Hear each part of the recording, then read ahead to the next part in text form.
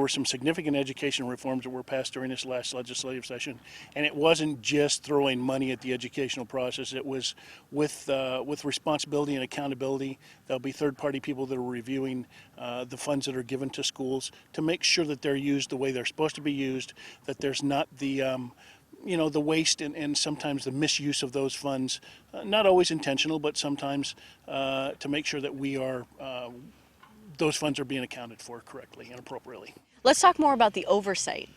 The oversight will be done by a third-party vendor. It will actually ensure that these funds that we've given, unlike in the past, that they will be allocated and accounted for the different programs that we've worked through the legislative process. Again, the ones we've spoken out specifically are classroom size reduction, the anti-bullying, the career and technical education funds that have been increased significantly.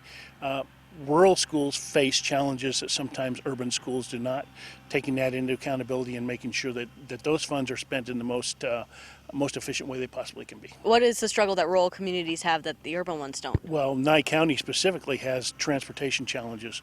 They have a huge geographic area that they cover, and we need to make sure that that there's parity with what we're doing and what we're trying to do when it comes to how they're able to implement some of these new plans and processes. Does this bill affect special education at all? There's an emphasis on special education and children with special needs. There's additional funding been allocated for that, and we're hoping that will make a significant change and difference in how these kids are treated, how they're integrated into the classrooms, and how their educational process is successful for them to move on through the education system. What are some of the challenges that the teachers face here in this rural community? I think just attracting teachers to come to some of the rural areas is always going to be a challenge. As you saw recently, the school district's still short, I think 17 or 18 teachers.